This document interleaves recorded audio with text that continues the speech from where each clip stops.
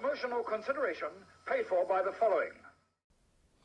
Hello and welcome once again to Cheap Shot Entertainment, taking a slightly different role in doing this video because I don't have time to get my camera out, but it's going to be the same stuff. We're on retro reviews and it has come up to that time, 21st of October 2021. 20 years ago on this day we had No Mercy from the WWF, and it was at the Scotts Trade Center in St. Louis, Missouri, with 15,647 WWF fans in attendance at the time. So yeah, retro reviews. If you like this review, please do click subscribe and do all the YouTube type stuff. Check us out on social media and do all that stuff.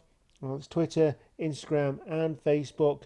But till then, do all that stuff. It's time for the introduction. I'll see you in the main part of the video.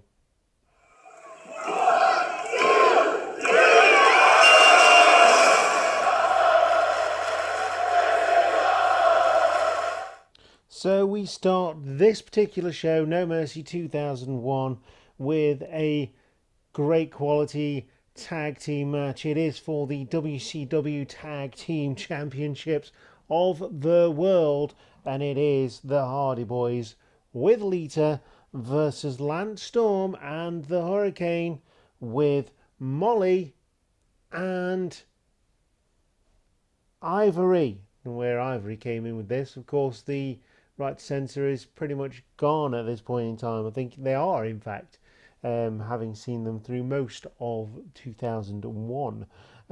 So yeah, lots of bodies on the outside for this one, and of course the 4 bodies on the inside of the ring as well. So after a lot of hijinks on the outside, Molly and Ivory getting involved, Lita taking her shirt off like she used to do. This one gets an extra point for that, of course. But yeah, you can't go wrong, as I always say, with a tag team opener. And this one was no different. The Hardy Boys back in 2001 were absolute fire. And of course, Landstorm is a student of the game, as well as the Hurricane, who is now backstage in WWE. So after the hijinks on the outside, inside the ring, the champions remain champions. They defend their championship. The Hardy Boys win this one with a Twist of Fate and Swanton Bomb combo. And this, this happens, like I say, after a lot of interference on the outside from the heels, which kind of took away from the match, which is a shame. But the actual match itself was very, very good. Really good match. I'm going to give this one my cheap shot rating of 3.5 cheap shots out of 5. Really good to start the show with this one. Couldn't get much better than this. Next up we have Test, who represents the Alliance WCW and ECW, versus Kane, representing the WWF. Of course, around this time, the WWF were going against the Alliance, and it was one team versus the other a lot of the time, and it was pretty damn cool, to be fair. But this one is very disappointing, I've got to say. Test really coming into his own around 2001 after the storyline with Stephanie McMahon and obviously Triple H jumping in there and then getting married and having kids and becoming CEO of WWE. Anyway, and Kane, I'd expect a lot more from Kane as well. But this one, not great. It's very short, and it is a boot to the face that takes Kane out as the referee is distracted. Another distraction finish. If this was What Culture, it would be a distraction board time, but it's not, and we are Cheap Shot Entertainment, so I'm going to give this one 1.5 cheap shots out of 5. The next match, if you can call it a match, is a First ever lingerie match. Now, what happens in a lingerie match is a bit like a tuxedo match, which basically you strip your opponent down to their lingerie. It's a fancier way of saying bra and pants, I suppose, but it is Stacy Keibler representing the Alliance versus Tori Wilson representing WWE, and I've basically just null and voided this match because it's not really a match. It is a product of the time that was 2001, and as much as I enjoyed it as a teen, I just cringe whenever I see something like this now, knowing how far women's wrestling has come, and also being part of a company who is training women's wrestlers to put on shows, basically. So, yeah, 0 cheap shots out of 5 for this one, null and void. So the next match could possibly be the undercard match of the night. It is the former tag team champions and most awesome E&C combination. It is Edge versus Christian for the Intercontinental Championship in a ladder match. And this is when there was not just a pay-per-view named after a gimmick, but a gimmick within a pay-per-view. And that I prefer. Of course, Christian has moved over to the Alliance representing WCW and ECW, and Edge is still representing WWF at this point in time. These two, basically, they know each other. They've grown up together. In kayfabe, they are brothers. In real life, they are best friends. And, they know each other inside out. And it just they put on a great match from start to finish, including several spots where ladders are set up on chairs, a single person concerto as well, which I'll go through in a minute. But at one point the ladder was set up on 2 chairs, and Edge jumped on to Christian in the picture that you will have seen on the video. But the finish comes after a lot of backing and forthing and falling off ladders, which, like JR says, how do you learn to fall off a ladder? I've seen one match in the company that I am currently with where one of the competitors got quite injured, got caught, and had to go to the hospital after a ladder match. And they've only ever done one ladder match, so that tells you everything you need to know about ladder matches. But the finish comes with a single person concerto at the top of the ladder, because everybody knows that if you do something at the top of a ladder, it hurts much more, because JR's voice goes higher, basically. And that's how you know it's hurting even more. But this match is absolutely fantastic. Of course, the concerto is delivered by Edge to Christian, and we get a new champion. Edge becomes your Intercontinental Champion once again, and I'm going to give this match 4 cheap shots out of 5. Very, very well deserved. A fabulous match, and the undercard match of the night. Also, I'm going to give this one the Big Boss seal of approval for the show. Which WWE superstar is at WWF New York? Because they didn't have a spot on the card. Boom. And the WWF superstar that is at WWF New York, because they didn't have a spot on the card, is none other than Little Spike Dudley. We see him not riling up the crowd, but actually just sitting at the bar drinking beer and getting paid for it. This man is my hero of the night, and we'll also give this one a Big Boss seal of approval, because I know he would approve of Little Spike Dudley doing some reading. The next match is for the WWF Tag Team Championships, and it features the Dudley Boys, who are currently WWF Tag Team Champions as of this show, and they represent the Alliance, WCW and ECW, versus Big Show and Tajiri, who represent WWF. So this match is actually pretty damn good. Obviously, you've got the big guy, little guy combination with Tajiri and Big Show, which is really cool, and the Dudley Boys are always awesome anyway. I'm glad they kept these two together throughout the invasion, having split up Edge and Christian, and obviously keeping the Hardy Boys together throughout was another stroke of genius. These days they would always split up and put on different brands, which I don't appreciate. There's not enough tag teams in modern day WWE. But these two teams, say one of them has been chucked together and the other one is veteran status, is just, fantastic. Really good chemistry between these two. But it is, like I say, Big Show and Tajiri versus the Dudley Boys. It finishes after a lot of backing and forthing. Obviously, Tajiri throwing his strikes and his kicks. Big Show just taking out the Dudley Boys with the hot tag. But this one finishes when Tajiri misses the green mist and hits the referee with the green mist. And this leads to the Dudley Boys hitting the 3D on Tajiri and hitting 3D on Spike, basically. Actually, no, we don't hit the 3D on Spike. I don't know why I've put that. Spike's the jobber at WWF New York. We've just gone through that. Hit the 3D on Tajiri after the distraction, and Rhino comes down. That's why the green mist misses, because Tajiri's trying to hit Rhino with the green mist, trying to get him out of the way. And it's there you go. That is the finish. The referee's down. 3D on Tajiri.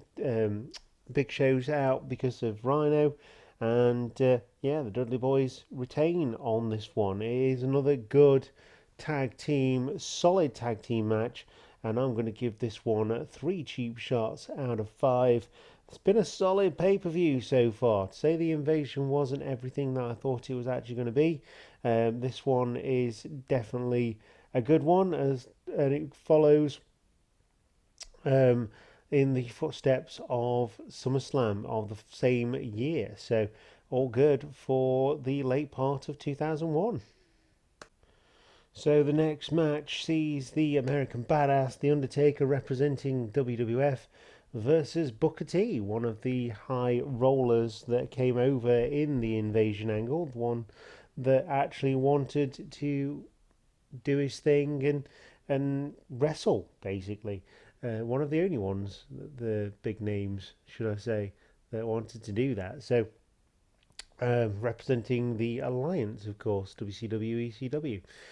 This match, decent, solid. You've got two very good in-ring competitors at the height of their game. Booker T, previously the WCW champion, coming over from Nitro from WCW as the WCW champion, carrying the big sheet of gold. And of course, The Undertaker was in his prime at this point, at 2001. It was absolutely fabulous. I know a lot of people don't like the American Badass Undertaker, but I think he's absolutely awesome, and I will back that up as much as I can. He was just great. I mean, the normal Undertaker was great as well, but I really like the American Badass Undertaker, and I'm not ashamed to say it, basically. So, this match would finish with a countered move. Booker T getting very cocky in the corner and going for the 10 punches in the corner. This was reversed by the Undertaker into a last ride, which leads to the 3 count from the Undertaker and the win. So this match, the Undertaker wins. I'm going to give it 3 cheap shots out of 5. It was better than average, not as good as it could have been, a bit like Test and Kane, but perfectly good from all angles. Next match, we move on to the WCW Championship match. Incidentally, these two guys are representing the WWF. There's no crossover in this match. WWF hold the big sheet of gold, the Rock, Looks good over the Rock's shoulder, of course. And Chris Jericho, Y2J, a little bit of bubbly, as you would know him now. So this match is really good, as you'd expect from these two absolute veteran superstars of the WWF back in 2001. There is a little bit of hijinks down here by ringside as Stephanie McMahon makes her presence felt in this match. Comes to the ring with a chair. Rock bottom is the receipt for Stephanie McMahon on the $1 billion princess, of course, and Jericho now has the chair. I get the feeling that based on storyline, Stephanie McMahon was coming down to hit Jericho with the chair. No idea why. Obviously, it's the WCW Championship, so there is a possibility that that had something to do with it, but it really didn't make sense this run in, and it really stopped a excellent match.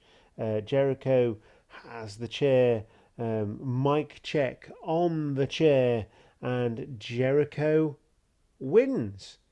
Not many people saw this coming, including me, and I've seen this pay-per-view before, and this shocked me. The Rock was in his absolute prime at this point of this match, and Jericho was getting there, but not quite there. But he, someone saw fit to put the title on Jericho at this point, and it was a good choice because Jericho carried it really well. And he was, he's turning into that heel again. And this match was just fantastic. Really, really good. If it was the last match, I would have been very happy. Luckily, we get a slightly better match for the end, but it's difficult to pick between the two because all 5 superstars in both matches are absolutely at the top of their game in 2001. And we were absolutely spoiled back in the day for great wrestling.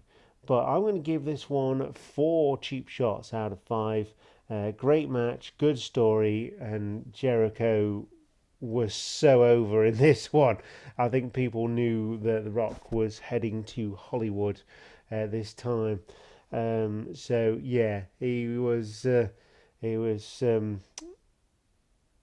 being booed, which was very strange because he hadn't been booed for a long time, but didn't put off the match, didn't put off The Rock, didn't put off Jericho. They just put on the match, and it was absolutely brilliant. And we're going to move on now to the main event of the evening. Is it going to be better than this one? Time will tell. So your main event of the evening for No Mercy of 2001 is the WWF Championship match, and it is a triple threat match. You have Stone Cold Steve Austin, who is the current WWF champion, representing the Alliance, who had lost the title to Kurt Angle the month previously. You've got Rob Van Dam, the Hardcore champion, representing the Alliance, although he was the most popular superstar behind Stone Cold, who had come over with the 2 companies that had joined the WWF at the time. Rob Van Dam was awesome. And of course, Kurt Angle really coming into his own at this point in time. Multiple time champion, had been European champion, tag team champion, intercontinental champion. I'm pretty sure at some point he probably could have become light heavyweight champion and women's champion if he'd have wanted to, because he is the American hero, Kurt Angle. Yeah, great triple threat match. This match is a absolute stormer if you're learning the ropes in the wrestling profession. Then this is a good match to watch in terms of multi-man or multi-woman matches, or mixed sex matches, because they do happen on the indie scenes.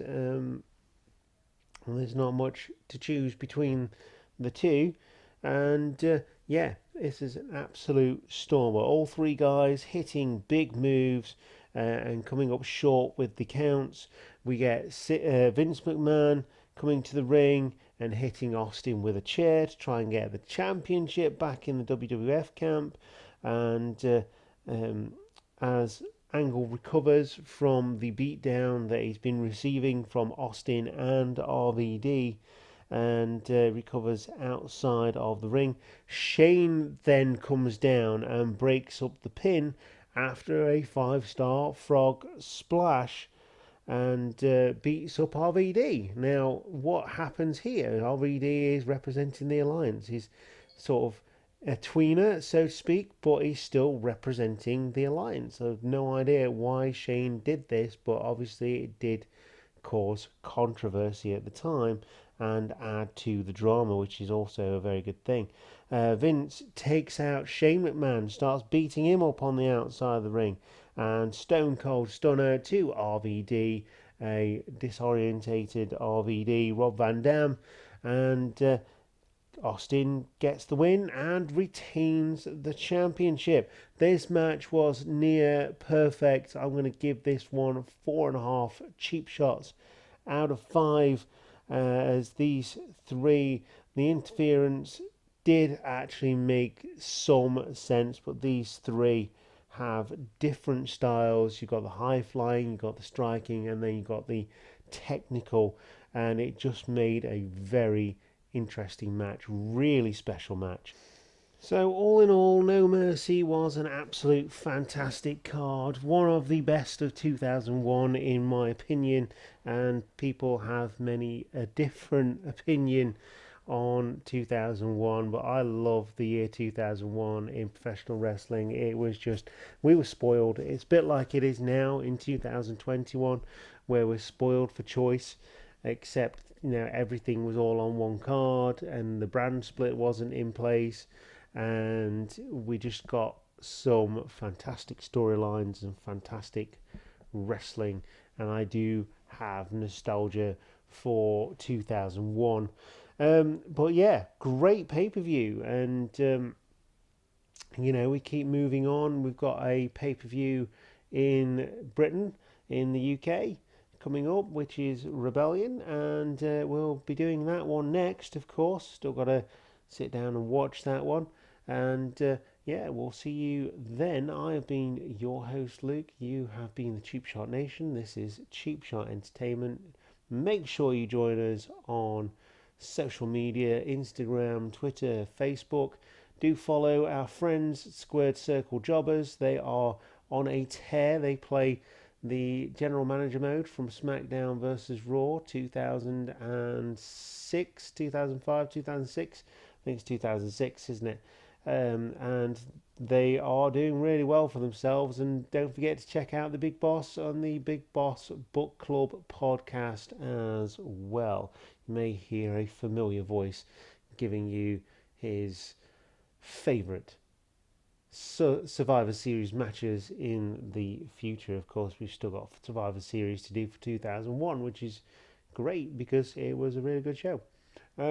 So I will see you next time for more retro reviews, and we'll move to the UK to Rebellion. I will see you next time. Thank you very much for watching, and goodbye.